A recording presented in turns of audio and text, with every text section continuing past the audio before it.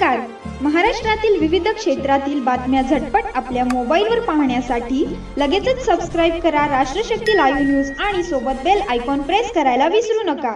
नमस्कार, मी राधिका जाधव. आपण पाहत आहात राष्ट्रशक्ती लाईव्ह न्यूज. मोहोळच्या राजकारणात पुन्हा एकदा भूचाल. कट्टर विरोधकांची एकाच पक्षात पण एकमेकांपासून मैलभर दूर अशी स्थिती निर्माण झाली आहे.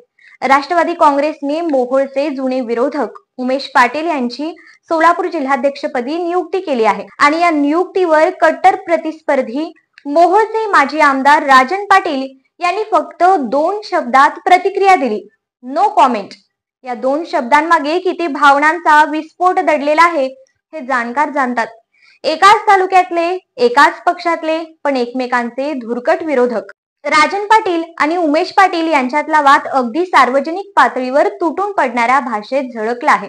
अनगर अप्पर तहसील कार्यालयापासून विधानसभा निवडणुकीपर्यंत उमेश पाटील यांनी सतत राजन पाटील यांच्या विरोधात मोर्चे बांधणी केली.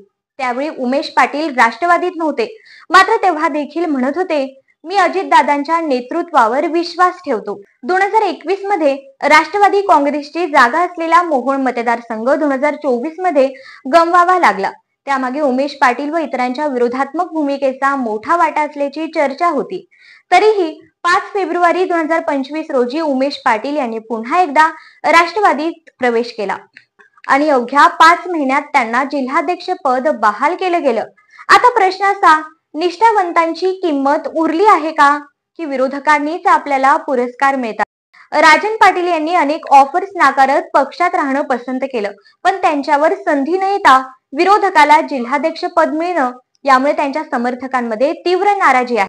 पक्षातला अंतर्गत वाद आता पुन्हा एकदा उफाळण्याची चिन्ह आहेत. एकाच पक्षात, एकाच तालुक्यात पण 2 पाटलांची ही विसंवादाची गोष्ट कोणत्या वळणावर नेईल हे पाहणं आता सोलापूर जिल्ह्याच्या राजकारणात महत्वाचं ठरणार आहे. या घटनेवर तुमचं मत काय? कोण योग्य आणि कोण पक्षासाठी खरा निष्ठावंत? कमेंट मध्ये नक्की कळवा. मी राधिका जाधव, राष्ट्रशक्ती लाईव्ह न्यूज साठी.